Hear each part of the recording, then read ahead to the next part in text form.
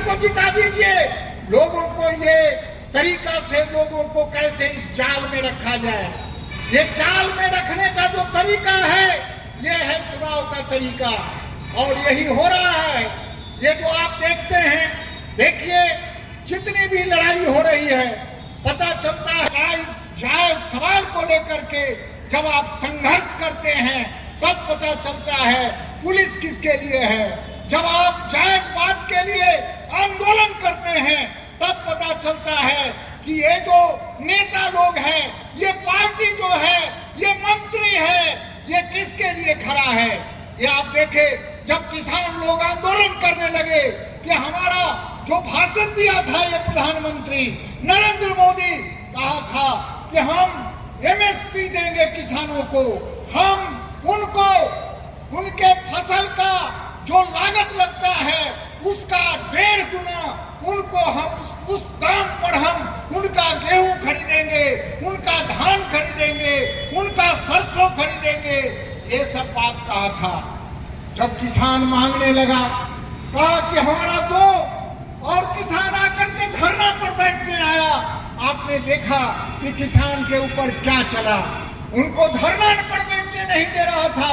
किसान कहा कि नहीं, हम बैठेंगे ये धरना पर, और किसान आगे बढ़ने लगा। जब बढ़ने लगा तो पुलिस बड़ा बड़ा बैरियर लगाया। किसान वहां 1 साल तक बैठे रहे। 700 किसानों का जान गया। जान जाने के बाद तब मोदी सरकार जो कानून बनाया था किसान के खिलाफ, लड़ाई किया, और किसानों को, किसान का जमीन जो है वो जमीन को भी कैसे हड़प लिया जाए। वो नमक और रोटी भी खाने के लायक नहीं रहे, वो नमक और प्याज भी खाने लायक नहीं रहे। ऐसी स्थिति पैदा करने की जो कोशिश हो रही थी, उसके खिलाफ में किसानों की बगावत हुई, और 3 काला कानून जो किसानों के खिलाफ मोदी जिनको की सब लोग जिता के भेजा था, वोट दे करके भेजा था, पार्लियामेंट में जाकर के किसानों के खिलाफ कानून बनाया। कानून को थूक चाट करके किसानों की लड़ाई की ताकत से उसी मोदी सरकार को उसी पार्लियामेंट में थूक चाट करके वापस लेना पड़ा था। ये लड़ाई की ताकत होती है, इसको कहते हैं संघर्ष की ताकत। वो संघर्ष की ताकत अभी पंजाब में किसान लोग पूछने लगे, सवाल पूछने लगे।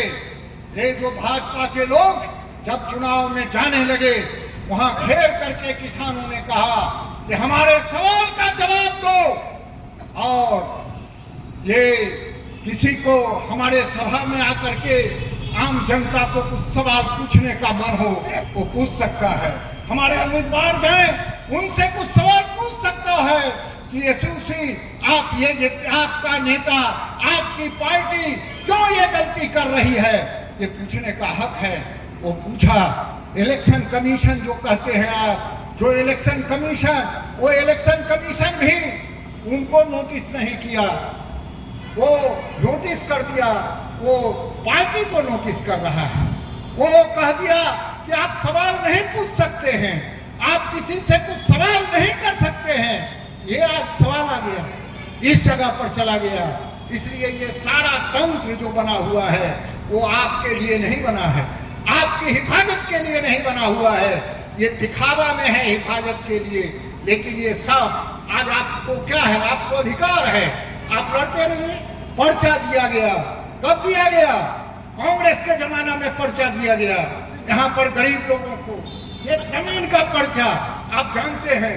फिर जो सरकार दिया, जो ऑफिसर दिया, वही फिर बेदखल करने के लिए चला।